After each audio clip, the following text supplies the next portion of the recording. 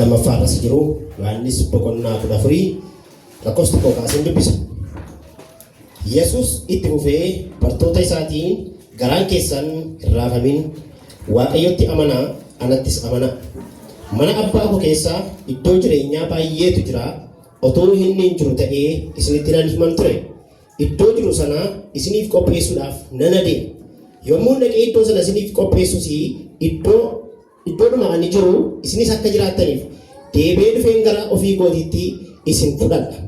Lafa ani dhaqu karicha achi geessus hin beektu jedhee. Toomaas immoo yaa gooftaa eessa akka jiraattu hin beeknu karicha immoo attamitti beekuu dandeenya jedhe. Yesuus deebisee karichi dhugaan jireenyis ana. Anaan yoo ta'e malee eenyuyyuu gara abbaa dhufuu hin danda'u.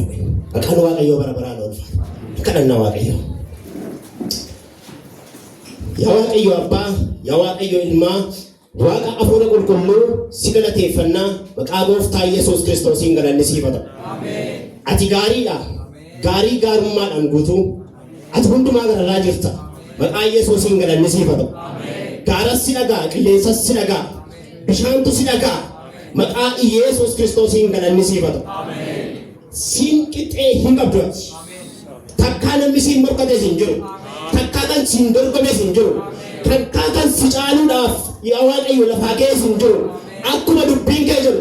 Ana malee Waaqayyo kan biraan hin jiru akkuma jedhe. Dhuguma si malee Waaqayyo kan biraan hin jiru. Si malee nurratti mo'aan hin jiru. Si malee kan bara baraan jiraatu hin jiru. Galanni ulfinni siif haa ta'u. Maqaan kee bara baraan ulfaata. Waa'ee ganama kanaaf ulfaata. Kunoo fuula kee bira jirra. Maqaa Yesuus Kiristoosiin sagalee kee hiikii nu barsiisi. Dubbiin kee dhowwaa tokko malee nu gidduu dhuuf. Maqaa Yesuus Kiristoosiin dhowwaa tokko malee sagaleen kee saba kee bira haa ga'u. Qilleensa kanarra kan bal'aan ergooti hafuura hammeenyaa kam humna maqaa Yesuus Kiristoosiin hiineerraa kan hidhaman ta'an. Naannoon kun bilisa haa ta'u. Maqaa Yesuusiin bilisa haa ta'u. Ayyaana kee nuuf baay'isi. Kana wangootu ulfaadhu eebbifamii maqaa Yesuusiin. Kutaa kana Yohaannis boqonnaa 14 lakkoofsa tokko kaasee hanga lakkoofsa 6 jiru walii wajjin ilaallaa. Akkasiin dubbadha. Karicha isa dhugaa gara jireenyaatti geessu. Ameen ameen. Karicha isa dhugaa isa kam isa gara jireenyaatti geessu. Kutaa kana ergaan keenya lakkoofsa 6 jira garuu lakkoofsa tokko kaafnee ilaalla. Kutaa kana yoo ilaaltanii lakkoofsa tokko kaasee hanga lakkoofsa 5tti amma lakkoofsa 6tti Yesuus Kiristoos waan gurguddaa 5 dubbata. Isa 5ffaa hin labsi. Ol deebitanii lakkoofsa tokko gubbaa yoo ilaaltanii akka jedhe Yesuus itti fufee bartootaan garaan keessan hin raafaminii. Maqaan Waaqayyoo bara baraan ulfaatu. Maaliif jedhe kana Yesuus Kiristoos? Wangeeluma kana boqonnaa 13 lakkoofsa 33 gubbaa yoo nattanii akkas jedha. Yaa ijoollee koo si'achi yeroo gabaabaa duwwaadhaaf ani isin wajjin jira. Na barbaaduuf jirtu iddoo ani dhaqu dhufuu hin dandeessan jedhee Yihuudootatti akkuman hime isinitti immoo har'a nan himaa. Isa kanatu isaan raase bartoota. Lakkoofsa 36 gubbaa yoo nattanii akka Phexrosiin si duukaan dhufannaani bakka nama kana duukaan dhufuu hin dandeessu amma deema. Yesuus Kiristoos gara du'aatti deemaa jira waan ta'eef karaa isa kana amma duukaan dhufuu hin dandeessu. Booda garuu na duukaan dhufuu dandeessaa shakkii keessa gadi bartoota hin raafaman. Kanaaf wangeela Yohaannis boqonnaa 14 lakkoofsa tokko kana irratti akka jedhani garaan keessan hin raafaminii. Maqaan Waaqayyoo bara baraan ulfaatu. Hin jajjabeessi asirratti. Garaan keessa maaliin ta'e hin raafamin. Amanaa jedhe ittaanee amanaa. Waa tokkoon sitti hima jireenya raafameef qalbii raafameef amantiitu qoricha. Ameen ameen. Deeggarsa namaa miti ayizoo namaa miti kan nama jabeessu kan nama dhaabu amantii qofa. Amanaa. Waaqayyotti amanaa anattis amanaa. Yihuudotii Waaqayyotti amanuu shakkiin qabaatan. Waa'ee hafuura qulqulluutti amanuu shakkiin qabaatan. Yihuudotii xiqqoosee shakkiin kan inni jiru waa'ee ilmaati. Seera keessa deebii keessatti Museen akka jedhuun yaa Israa'el Waaqayyo keenya Waaqayyo isa tokkichaa'e. Sirriitti beeku isa kana. Isa kanaaf Yesuus Kiristoos maal jedheen Waaqayyotti amanaa anattis amanaa. Maqaan Waaqayyoo bara baraan ulfaatu. Bakkan isiniif qopheessanii waadaa seene iddoo kanatti bakkan isiniif qopheessa bakkan jiraatu sanas isinis akka jiraattaniif mana abbaa koo keessa maaltu jira bakka jireenyaatu jiraadha. Bakki jireenyaa bakka bor jiraatanii keessaa ba'an miti. Abdiin kiristaanaa bara baraan Yesuusii wajjin jiraachuu bakka kanan isiniif qopheessaadha.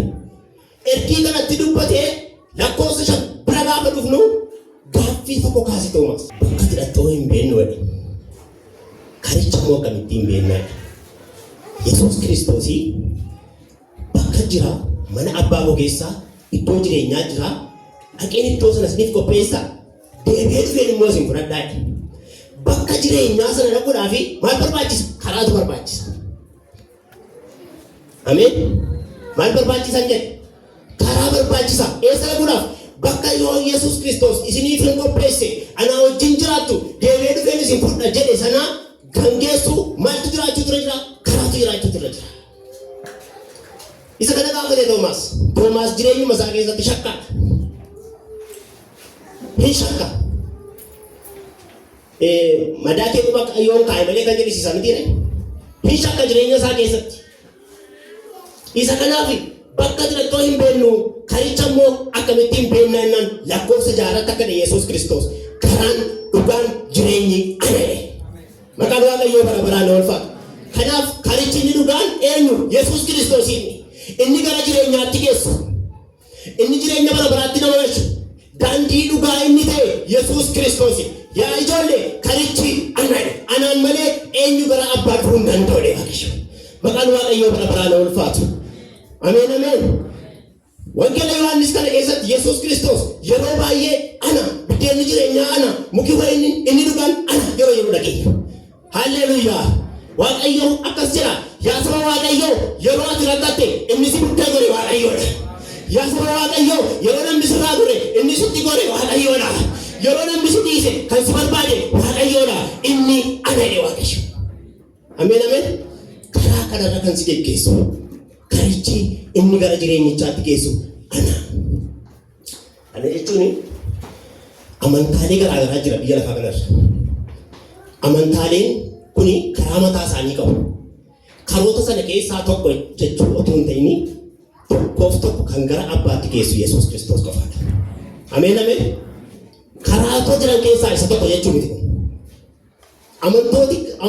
Amantaan garaagaraa karaatu jira asiin dhaqamaa achiin dhaqamaa maqaa isaanii dhoofu garuu akka jedhu sagalee Waaqayyoo kan gara abbaatti geessu tokkoof tokko ana malee hin jirre Waaqayyo. Ameen ameen.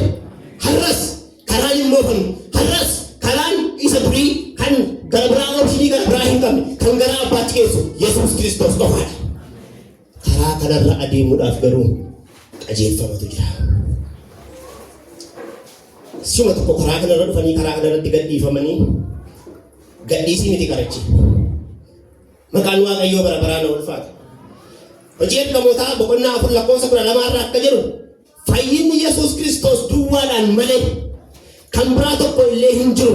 Maqaan kan biraa ittiin fayyuun kan nuuf ta'u Waaqa jalaa ilmaan namootaaf kan kenname jedhe. Maqaan ittiin fayyuun nuuf kenname maqaan kan biraan ittiin fayyuun kan nuuf ta'u Waaqa jalaa ilmaan namootaaf hin kennamne. Eenyuun malee? Yesuus Kiristoosiin malee. Eenyuun malee? Gooftaa keenya malee. Maqaan Waaqayyoo bara baraan oolfatu. Egaa karichi karaa akkamiiti? Karichi inni dhugaan kun eenyu? Karichi Yesuus Kiristoosi. Tokkoffaadhaan eenyuun? Yesuus Kiristoosi karichi. Maqaan Waaqayyoo bara baraan oolfatu. Yohaannis boqonnaa 4 lakkoofsa 6 irraa tanii ilaaluu dandeessu. Karichi karaa akkamiiti? Karaa haaraadha. Karichi inni dhugaan kun karaa haaraadha. Akka jedhee Waaqayyoo Iyyaasuudhaan yaa Iyyaasu karaa kana deemtanii hin beektanii isiniif haaraadha. Yoo ilaalaa deemtan garuu irra deemuu dandeessu. Ameen. Maqaan Waaqayyoo bara baraan oolfatu. Maaliif haaraa ta'e karaan kun? Seera uumamaa boqonnaa 3 lakkoofsa 24 attanii yoo dubbiftanii akkas jedha sagaleen Waaqayyoo. Waaqayyo nama gadoofee karaa isa muka jireenyatti kennu geessu hin cufe. Sababii cubbuu namootaatiif. Nama gadi oofee ture. Karaa isa gara muka jireenyaatti geessu immoo hin eegsise. Eenyu akka achiin hin baane. Maqaan Waaqayyoo bara baraan oolfatu. Ameen ameen. Kanaaf karaan inni kun maal oolare? Nuuf karaa haaraadha. Karaan ittiin jireenya arganne. Karaa isa dhabnee ture karaa ittiin arganne. Jireenya isa dhabnee ture jireenya isa ittiin arganne. Bannee ture kan ittiin barbaadamne. Gatamnee ture kan ittiin lafaa gaane karaa haaraa. Haalleluuyaa. Maqaan Waaqayyoo bara baraan oolfatu. Ibroota boqonnaa 10 lakkoofsa 19 kaasee akka jedha. Egaa yaa obboloota koo Yesuus dhiiga isaa nuuf dhangalaasuu isaatiin gara iddoo isa hundumaa irra caalaa qulqulluutti galuudhaaf ija jabina qabna. Inni foon isaatiin karaa haaraa karaa yeroo hundumaa jiraatu golgaa sana keessaa nuuf baaneera. Ameen ameen. Karaa yeroo hundumaa jiraatu golgaa sana keessaa maal nuuf baneera? Nuuf baneera. Haalleluuyaa. Maqaan Waaqayyoo bara baraan ulfaatu. Karicha cufamee ture. Kitaaba har'a nuuf kennama gadi keessaa akka jedhu Isaayyaas 54 ani yeroo muraasaaf isin dhiiseen ture. Amma immoo gosa guddaadhaan walitti isin qabate. Kanaan dura garuu maal isin godheen ture? Si dhiiseen ture. Amma gosa guddaadhaan walitti isin qaba. Ani baay'ee waan sitti aareef yeroo muraasaaf fuula koo duraa dhokseen ture. Amma garuu jaalala mana biraatiin siifan waa jedhaa Waaqayyo inni si fure sagalee. Ameen ameen. Kanaan dura si dhiiseen ture. Amma garuu ofitti si deebisa. Karaa sitti agarsiisa. Karaa tura deemuu siif ta'a. Maqaan Waaqayyoo bara baraan ulfaatu. Yesuus guddaadha. Sadaffaa irratti karaan kun karaa akkamiiti? Karaa dhugaa fi karaa jireenyaati. Karaa dhummisaa eessa akka geessu beekamuudha karaan kun. Caljallee karaa irra fullaanu miti. Mul'ata qabna, lafa geenyu qabna, bakka dhannu qabna, karaa bakka itti nama geessu qaba karaan kun. Karaa wallaalchisaa miti. Yaa saba Waaqayyoo dubbiin Waaqayyoo akka jedhu. Maatiyoos boqonnaa 7 lakkoofsa 13 gubbaadha. Isin garuu karaa sadiffaa sana filadhaa. Karaan inni kun karaa gadhiisii miti. Karaan inni kun karaa akka barbaadan irra ba'anii galan miti. Karaa jireenyaatti nama geessuudha. Karaa dhugaati, karaa jireenyaati. Maqaan Waaqayyoo bara baraan ulfaatu. Wangeela Yohaannis boqonnaa 1 lakkoofsa 4 akka jedha. Jireenyi isa keessa ture. Jireenyichis ifa namootaa turedha. Eenyunni? Innis Yesuus Kiristoos. Ifa keenya inni karaa dhadhee nutti dubbatu kun nuuf jireenya keenya ifa keenyas. Maqaan Waaqayyoo bara baraan ulfaatu. Yohaannis boqonnaa 1 lakkoofsa 35 nan dubbisa. Yesuus garuu du'aa ka'uun jireenyis ana namni anatti amanu yoo du'e iyyuu hin jiraataa ittiin jedhe. Maqaan Waaqayyoo bara baraan ulfaatu. Egaa karichi karaa akkamii jettanii? Karaa dhugaaf karaa jireenyaati. Isaatii isaa manbaramoonni kun jaarsoliin waldaa atteendaansiin qabanii eenyutu dhufee eenyutu haala jedhanii har'a kanatti hin mazanan. Karaa isa kanarratti garuu guyyaa dhumaatti eenyu akka sirriitti deeme, eenyu akka karicharra jiru, eenyu akka dubbiin Waaqayyoo jedhatti kan deemu kan mazzanu garuu Waaqayyoo jira guyyaa tokko. Maqaan Waaqayyoo bara baraan ulfaatu. Karichi karaa dhugaaf karaa jireenyaati. Haalleluuyaa. Maqaan Waaqayyoo bara baraan ulfaatu. Karichi karaa abdiin irratti hin kutanne nama dhafa. Karaa kanarratti abdii kutachuun hin danda'amu. Waan tokkoon isinitti hima. Namni abdii kutatu danda'ee kadhatu. Namni kadhatu immoo abdii kutatu. Maqaan Waaqayyoo bara baraan ulfaatu. Karaan inni kun karaa irratti abdii kutatan miti. Karaa akkamiiti? Karaa kan bade ittiin galu, karaa kan kufe ittiin galu, karaa kan humna dhabe humna ittiin argatu, kan karaa kan jireenya dhabe jireenya ittiin argatu. Haalleluuyaa. Maqaan Waaqayyoo bara baraan ulfaatu. Karaa akkasiiti karichi. Karaa abdii kutachiisu miti. Amansiisaadha dhummisaa, amansiisaadha galmisaa, amansiisaadha boriinsaa. ተስፋ የሚያስቆርጥ መንገድ አይደለም። abdiin nabinaa saba Waaqayyoo Yesuus Kiristoos akkuma dubbate bara raajotaattis hin dhufa hin dhalata akkuma jedhame dhufee dhalateera. Nan du'as akkuma jedhe dhuguma du'eera. Guyyaa sadaffaattan du'aa akkuma jedhe du'aa ka'eera. Gaafa inni deemuuf ka'u bartooti hin deemtaadhani deebi'een dhufee siin fudhadhane inni akkas jedhe amanamaadha. Ameen ameen ameen. Akkasumas saba jiraatu miti. Akkasumas saba deddeebi'u miti. Saba abdii godhatee karaa irra jirudha. Maqaan Waaqayyoo bara baraan ulfaatu. Lammaffaa Qorontoos akka jedhana boqonnaa lakkoofsa 8 irraa karaa hundumaa waan hin taana hin rakkanna garuu waan hin taanu badduu hin baanu. Karaa isa kamirratti? Karaa sammarra jiru kanarratti. Karaa isa kamirratti? Karaa sammarra deemaa jiru kanarratti rakkoon jira, abdiin jira, abdiin kutachuutu dhufa garuu waan hin taanu abdii kutannoodha. Waan goonu hin wallaalla garuu waan hin taanu ari'atamna garuu hin gatamnu karaa isa kanarratti. Ameen ameen ameen. Lafaan dhaamna garuu achumatti nafnu. Yesuus guddaadha. Karaa inni nu irra jiru karaa diina kutachiisu miti. Dadhabinni jira, kufaatiin jira, garuu achitti nafamu. Ameen ameen. Abdiin kee haaraa adeemu har'aa borii. Ameen ameen. Sagaleen ganama kana dhufe abdii keessa na haaressu. Sagaleen ganama kana dhufe jireenya keessa na haaressu. Sagaleen ganama kana dhufe nama deemsa dhaabe tokkoof deemsa dhabuusiisu. Sagaleen ganama kana dhufe nama abdii kutate tokko abdii dhahoolu. Sagaleen ganama kana dhufe nama fira dhabe fira haa ta'u. Sagaleen ganama kana dhufe nama dhiphina keessa jiru harka haa qabu. Inni ana eewaadhi. Inni ana. Karichi inni dhugaan inni jireenya keenya ana qofaadha. Maqaan gooftaa keenyaa bara baraan oolfata. Egaa yaa obboloota tokko waan isinitti hima. Karicharra adeemuuf maal gochuutu nurra jira. Karaan inni kuni akkuma sila kaasee karaa abaluufaa miti. Karaan inni kuni karaa farsoof daaboodhaan darban miti. Maqaan Waaqayyoo bara baraan oolfata. Qajeelfama qaba karichi. Waa tokko isinitti hima. Namichatu waa'ee mootummaa Waaqayyoo fi waa'ee Si'oolii adda baafachuu barbaadee jedhan. Addan baafachuu barbaada. Yooma xiqqaatellee abjuudhaan na do'achiisi iddoo kana lamman jedhee kadhatee baay'ee kadhatee rakkiseenna abjuudhaan ergamaa Waaqayyoo fuudhee ka'eedha. Si'ooliin gaafa dhaqu keessaa sirbu, keessaa utaalu, hin nyaatu, hin utaalu. Mee jannata sana jalqabatti moona keessaa jedhe. Gaafa jannata keessanii wacan qabu iddoon sun. Wacan qabu, girri qabu, tasgabbaadha jireenyi isaa. Annamummaa maqootti callisuun jaalladhu bakkuma silaatti na deebisaa jedhe. Amma gaafa safa silaatti keessanii wayyoo keessaa abidda boba. Maali silaa keessaa sirbuuti jenna inni beeksisa isaanii jedhe. Maastaawoqiyaa dabalee inni silaanni sirriin isaa sakanadha. Waa tokkoon isinitti hima. Jireenyi biyya lafaa jireenya maastaawoqiyaa isaaniiti malee dhummi isaa badiisa. Sirbuun biyya lafaa har'a beeksisa isaaniiti malee booddeen isaanii badiisa. Karaan inni kan keenyaa inni gara jireenyaatti geessu hadibbatu iyyuu malee dhummi isaa jireenya bara baraati. Maqaan Waaqayyoo bara baraan haa ulfaatu. Egaa karaa kanarra deemuudhaaf maal barbaachisa? Tuqaa lamman sana tokkoon isinitti hima. Inni tokkoffaan Kiristoosiin fakkaachuutu nu barbaachisa. Eenyuun fakkaachuun jedhe? Kiristoosiin fakkaachuu. Eenyuun fakkaachuu barbaachisa?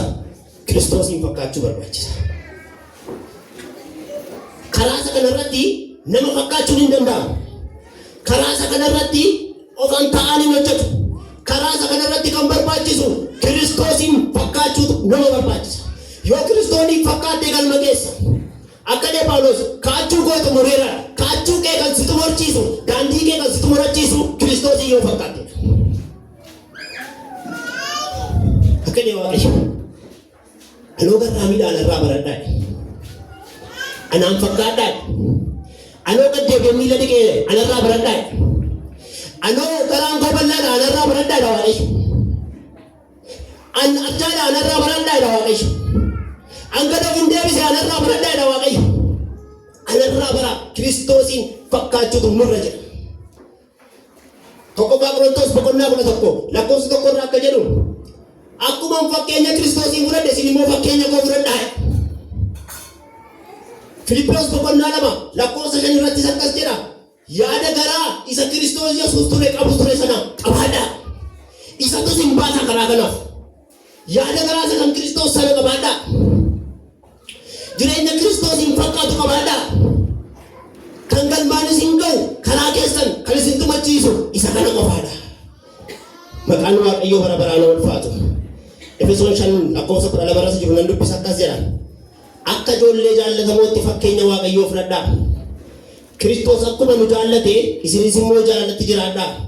Inni aarsaa fooniin isaa tolu qalma Waaqayyoof dhiyaatus godhee nuuf jedhee dabarsee of kenneera. Akka ijoollee jaallatamootti fakkeenya eenyu fudhadhaa? Fakkeenya Waaqayyoo fudhadhaa.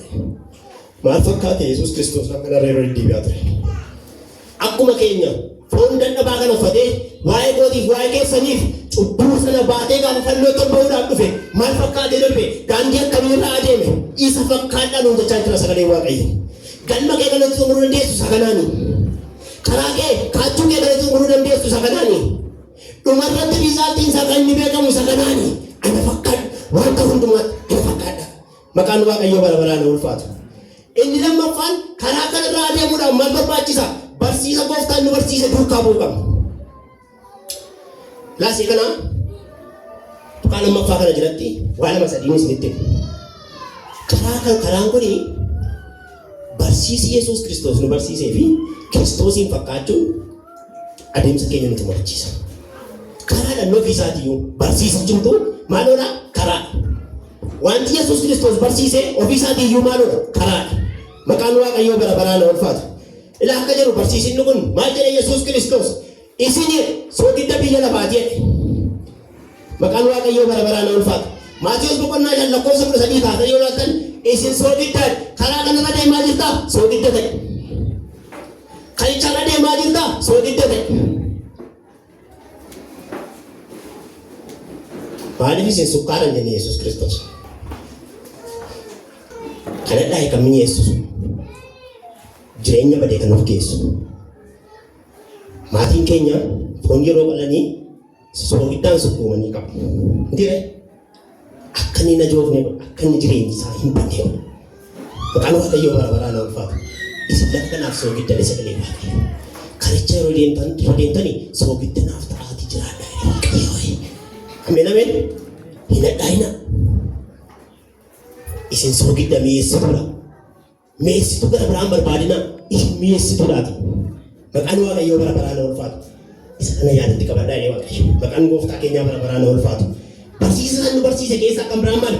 Diina keessan jaalladhaa. Karicharraa deemuudhaaf diina kee jaallachuutu sirra jira. Karicharraa deemuudhaaf warra si jibban jaallachuutu irra jira. Karicharraa deemuudhaaf walii keessaniif jaalala qabaachuutu sirra jira. Isa kanaan beekama Yesuus Kiristoos. Namni jaalala hin qabne waan deemaa yoo itti fakkaataaf hin gowwoomsin yoo amantiitti jiraattaniif isin humti qoraa of ilaalaadha sagalee waaqayyoo. Waaqayyoon dhuma keenya haa gargaaru. Ilaa akkas jedha Luqaas boqonnaa 6:37-36tti ani 27 irraan dubbisa. Yesuus itti fufee ani garuu isin warra na dhaga'an na dhageessaniin diinota keessan jaalladhaa warra isin jibbaniifis gaarii godhaafan isiniin jedhaa. Isin warra kamiin warra na dhaga'u warra gurra dhaga'u qabuuni akkasan jedha diinota keessan jaalladhaan isiniin jedha. Warra isin jibbaniifis maal godha gaarii godhaan isiniin jedha. Malee filtanii nama jaallatina malee filtanii namaaf kabajan kennina malee filtanii waliif waa hin godhina an nama hundumaa ija tokkoon ilaala yoo. Halleluuyaa halleluuyaa. Karicharra jirta nama hundumaa ija tokkoon jaalladhu. Karicharra jirta diina keetiif waan gaarii godhi. Karicharra jirta obboleessa keetiif waan gaarii godhi. Karicharra jirta obboleettii keetiif waan gaarii godhi. Waaqayyo nu haa gargaaru. Waaqayyo nu haa gargaaru. Arjaataa jedhe waaqayyo. Barsiisa isaa keessaa Yesuus Kiristoos yeroo barsiisu. Arjaataa karaa kanarra yeroo deemtan arjaataa galma jira bakka si geessantu jira. Kan isin ittiin dadhabnettiin isin galchuuf deema. Isinoo yeroo jirtanittoo obboleessa keetiif arjaate. Waldaa keetiif arjaate. Ameen. Namuma isin kadhatu keenya hin dire. Abaluudhaa keenya abaluudhaa dhiisi kan jedhu jiru macaafa kana keessa. Qomoo akkasii kenni qomoo akkasii hubadhu kan jedhu jiru macaafa kana keessa. Isa gubbaatii kenni isa gadii hubadhu kan jedhu jiru macaafa kana keessa. Nama isi kadhatu hundumaati maal godhu kenni. Karicharra jirtu yoo ta'e. Maqaan waaqayyoo bara baraan ulfaatu. Barsiisa kana biraa maal jedhe? Kutaanuma lammaffaa jalatti dubbataa jira. Karicharra deemuudhaaf barsiisa Yesuus Kiristoos nu barsiise duukaa bu'uu barbaachisa kan jedhu jalatti kaasaa jira. Maal godhaa? Dhiifama walii godhaa. Garaa dhiifamaa qabaadhaa karaa kanarra yeroo deemtani. Obboleessa keetiif dhiifama godhi. Ollaa keetiif dhiifama godhi. Nama si loleef dhiifama godhi. Isa sitti darbeef iyyuu maal godhi? Dhiifama godhi. Har'a mana murtii kan rakkisaa jiru kiristaana. Har'a waajjira poolisii kan rakkisaa jiru Kiristaan. Garaa akkamii qabaannee fuula Waaqayyoo dura jirran. Keessa namaa inni dubbisu garuu farda. Ameen ameen. Yaa obboleessa koo yaa obboleettii koo sittan hima. Ofittis nan hima. Hamma karicha irra deemtutti garaa dhiifamaa qabaadhu. Ameen. Hamma galma geessutti. Yerootti xumuramuudhaaf yeroo xumuramuudhaaf. Karichi kana booddee dheeraa miti. Karichi kana booddee yeroo baay'ee nama tursiisu. Guyyaan itti Yesuus Kiristoos dhufu dhiyaateeraati. Maal godhu? Dhiifamaa godhi namaaf. Maal godhu? Isa simiidhaaf dhiifamaa godhu. Garaa dhiifamaa qabaadhaa. Tokkoffaa Qorontos boqonnaa ja'a lakkoofsa barraa akkas jedha. Fuula yaa'itti wal geessuun keessan iyyuu dadhabina keessan agarsiisa Phaawulos. Warra Qorontosiin. Fuuluma yaa'itti wal geessuun keessan dadhabina keessan agarsiisa. Garaa jabummaa keessan agarsiisa. Daba yoo isin irratti hojjetan maaliif hin hojjetanii? Maaliif hin miidhamtan? Etuu miidhamanii maaliif hin dandeessanii? Alootuun arrafamuu hin dandeenye. Etuu dhiibamuu hin dandeenye. Isinoo maaliif kana gochuu dadhabdani? Inni kun dadhabina keessan agarsiisa. Laamee ganama kanaa kaasee garaa isaaf ta'u siif oomu Waaqayyo. Ameen ameen. Akka dee Waaqayyo ani saba kanaaf garaaf yaada haaraan isaaniif uumaa jedhe Waaqayyo. Garaaf yaada haaraa siif oomu Waaqayyo. Garaa isaaf ta'u garaa itti gammadu Waaqayyo nu keessaa kaawwatu ganama kana. Garaa ulfina isaatiin taane jireenya keenya keessaa buqqisu. Ani garaa akka sadagaa sana keessaa buqqisa. Garaa akka fooniin kennaa fedhe. Garaa haaraa barbaada. Obsa barbaada. Etuu miidhamanii danda'u barbaada. Kiristaanummaa. Maqaan Waaqayyoo bara baraan ulfaatu. Yesuus guddaadha. Inni sadaffaan karicha irraa deemuuf maal nu barbaachisa? Humna gooftaatti hirkachuu nu barbaachisa. Dandeenyee namni kophaa keenya garaa kanarra.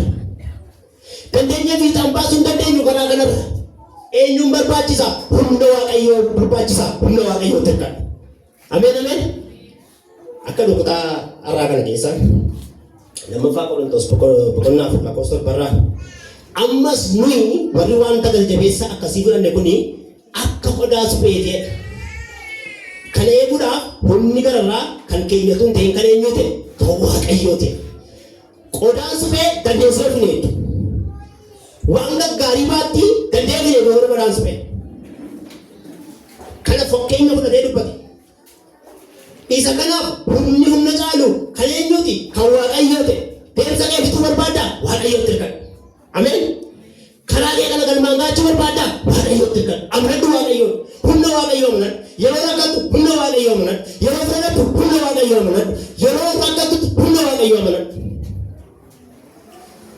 Qodaa suphee jechuun akkuma asii kana Atlaasiisii liliibaattu kana waan bareedaa jirarraa humna qabdu garuu maaluma xiqqootti bu'ee cabsa.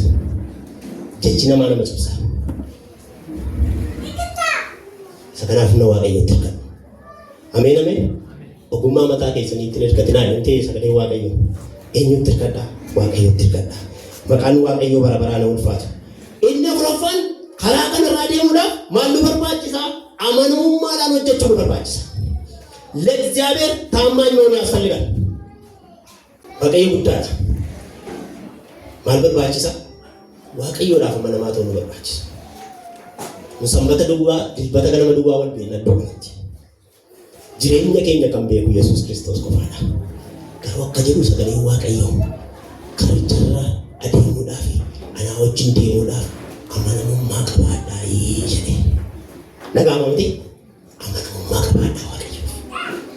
Hojii isaatiif amanamummaa qabaadhaa. Namni meeshaa namatti qabee hojii Waaqayyoos namatti kenne hin jiru amanamummaadhaan hojjedhaa sagalee hojii Waaqayyoo. Namni dirqisiisee faarfataa nama godhe hin jiru amanamummaadhaan hojjedhaa hojii Waaqayyoo. Namni nama dirqisiisee lallabaa nama godhe hin jiru amanamummaadhaan hojjedhaa hojii Waaqayyoo. Maqaan Waaqayyoo bara baraan ulfaatu. Kutaama lammaffaa Qorontos boqonnaa afur lakkoofsa tokkoo kaasee nan dubbisa akkas jedha. Kanaafis akkuma araara Waaqayyoo fudhannetti hojii ergaa kanaa hojjechuudhaaf abdii hubatanneetu waan yeellaa isaa namni dhoksaatti hojjetu garuu dhiifne irraadha. Ameen ameen. Haxxummaa see ganda keessaa garuu maal goone dhiifneedha. Wanta yeellaasisaa Waaqayyoon arrabsiisu dhoksaattis hojjetamu gochuudhaa garuu maal goone dhiifneedha. wanta maqaa waaqayyoo arrabsiisu gochuu garuu maal gooneerra dhiifneerra. Nama hamachuu maal gooneerra dhiifneerra. Nama jibbuu garuu maal gooneerra dhiifneerra. Maal ta'uudhaaf deemsa keenya fiixaan baafachuudhaaf. Maqaan waaqayyoo bara baraan ulfaatu. Waan yeellaa isaa namni dhoksaatti hojjetu garuu dhiifneerra. Haxxummaadhaanis hin hojjennu jedhe. Hojiin waaqayyoo haxxummaadhaan hin hojjetamu. Hallelujaa. Karaa kanarraa haxxummaadhaan deemuun hin danda'amu. Guyyaan tokko keellaa wayii jira. Keellaa jira nama kanarraa. Keellaa sana kanatti dabartu sagalee ammaa kana yoo gootee keessa dabarte. Keellaa sana kanatti dabartee jireenyichatti galtu wanta waaqayyo siin jiru yoo dhageessedha. Iddoo sanatti galuu kan dandeessu wanta waaqayyo sitti dubbate yoo gooteedha. Nu garuu dhiifneerra. Ameen ameen. Jedhaasinu waan yeellaa isa namni dhoksaatti godhedha. Gochuu dhiifneerra. Haxxummaadhaan hin hojjennu sagalee waaqayyoodha. Sagala barbaada garachi. Maqaan gooftaa keenyaa bara baraan ulfaatu. Waaqayyo guddaadha. Inni nu gargaare maqaan isaa eebbifamu. Egaa dhaamsan isiniif qaba. Warri karaa kana hin beekne. Warri kanaan dura waa'ee karaa kanaa dhageessanii hin beekne. Kottaa gara karichaa jireenya argattuuti. Warri waa'ee karaa kanaa har'a durbaa dhageessan kottaa gara jireenyichaa. Kottaa gara gooftaa kanaatti. Kottaa gara isa fayyina kennuutti. Kottaa isa gara jireenya kennuutti. Inni karaadha jireenya dhugaadhas. Ameen. Ameen. Warri karicharraa tututanii karicharraa gortanii immoo karichatti deebi'a. Warri atuu karicharra deemtanii haalota garaa garaatiin booddeetti deebitan kottaa karichatti. Akkanuu sagaleen waaqayyoo kan isin gargaaru kan isin baasu na gobaadha. Ameen ameen. Karaa sagalee samii eeffatteerraa maaliif deebite obboleessa koo? Karaa sagalee samii eeffatteerraa maaliif deebita obboleettii koo? Karaa sagalee isaarraa maaliif deebitu saba waaqayyoo? Kottaa sagalee waaqayyoo dhagaa karaa isa jireenya kanatti deebi'aadha waaqayyo. Yeroo isin malii kan isin hin dhiifne, yeroo isin dugdanatti galtan dugda isin ittiin galle, yeroo isin na jibbitan isin hin jibbine saba waaqayyoo dhagaa wanta waaqayyo jedhu makuutaarraa baasheedelee bandala bosse. Hibra sakaparra jirabas. Deebi'aa gara waaqayyootti. Waaqayyoo fuula isaaniif deebisa. Akkane ani yeroo muraasa isin dhiiseen ture. Amma garuu siinoo ati as deebii gara kootti. Amma garuu garaa goosii laafaati as deebii gara kanatti. Har'a yoo dhiigi Yesuus Kiristoos waaqa. Ameen ameen. Daandichatti nama deebisuudhaaf. Karichatti nama deebisuudhaaf. Nama tabbii namatti kutata malee waaqayyoo abdii namatti hin kutatu. Ameen ameen. Dadhabina namaatti kan abdii kutatu nama qofaadha. Waaqayyoo abdii sittiin kutatu dhagaye. Misiraachoo har'as waaqayyoo suma galeessaati. Misiraachoo har'as alaabni waaqayyoo suma galeessaati. Kottaa warri abdii kutatan gara kanatti. Kottaa warri karicha dhiiftan gara kanatti. Kottaa warri abdicha dhiiftan gara kanatti. Waaqayyoo sin waama. Carraa irra hin qabdan kanuma. Guyyaan fayyinaa har'umadha sagalee waaqayyo. Tamallasuu wada እግዚአብሔር. Deebi'aa daandichatti. Deebi'aa karaa waaqayyootti. Mana waaqayyoo keessa waggaa 30 jiraachuun keenya wabii nuuf ta'u deebi'aa waaqayyoo sodaachuutti. Deebi'aa wanta waaqayyoo isiniin jedhe dhaga'utti. Deebi'aa obboloota jaallachuutti. Deebi'aa ho'i isaatti yoo barbaadutti. Deebi'aa waaqayyoo sodaachuutti.